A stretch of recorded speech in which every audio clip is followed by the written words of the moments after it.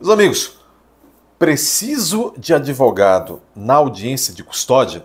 Essa é uma pergunta muito recorrente que nos vem das redes sociais. Veja, o que é audiência de custódia? Todo mundo hoje pensa que tem alguma ideia do que é audiência de custódia. No entanto, quando a própria pessoa ou os familiares têm um ente querido que foi preso em flagrante, levado sob custódia pelos policiais, e aí ficam de alguma maneira sabendo, olha, seu filho, seu ente querido vai passar por audiência de custódia amanhã, tal hora. E aí as pessoas, independente se numa pequena cidade, numa média, numa grande, ficam sem saber, meu Deus, o que é uma audiência de custódia mesmo? Que no jornal dá todo dia dizendo que solta todo mundo, só que não é bem assim, não solta todo mundo. O que acontece? Preciso contratar um advogado? Como é que faz?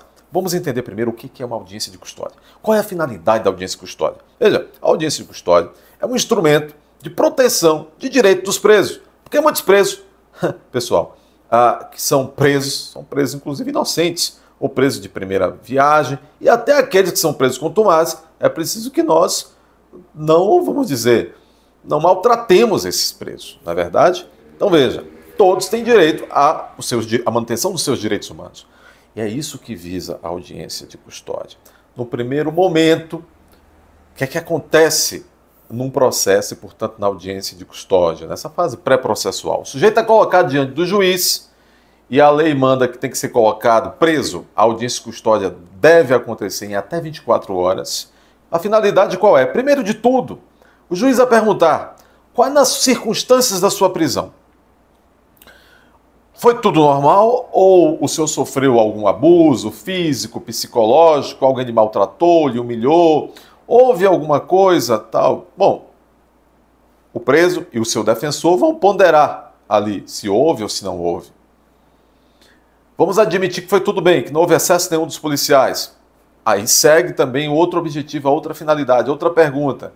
Vai passar a verificar se aquele preso, por conta das suas condições pessoais, da sua vida pregressa e até da pequena, média ou grave ofensividade daquele crime, se ele deve permanecer preso e aquela prisão em flagrante vai ser convertida numa prisão preventiva, numa prisão temporária, ou se aquela prisão em flagrante, se as condições do preso são condições favoráveis, se a vida pregressa foi boa, se as circunstâncias do crime, a gravidade do crime não é tão alta, vai haver a ponderação ali também se é melhor converter-se a prisão em flagrante em liberdade provisória e o preso vai responder o processo, vai sair dali, voltar para a sua vida, para os seus afazeres, sua família, responder o processo em liberdade. Então esse é o objetivo, em linhas gerais, de uma realização da audiência de custódia. A pergunta, preciso de advogado então? Preciso estar acompanhado de advogado nessa audiência de custódia? Sim,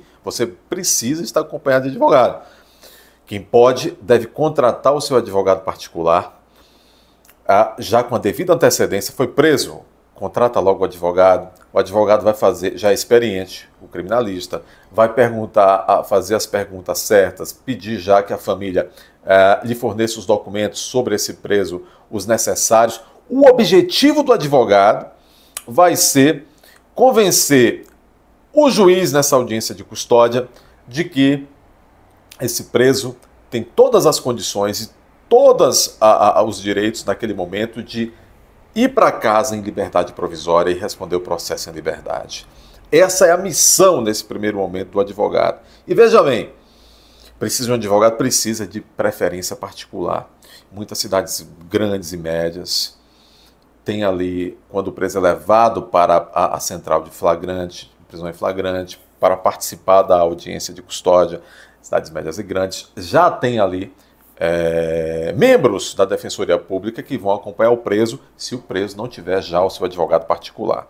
Agora ocorre o seguinte, o membro da Defensoria Pública, por mais dedicado e capaz que ele seja, que ela seja, eles não vão ter a condição de fazer esse serviço mais personalizado.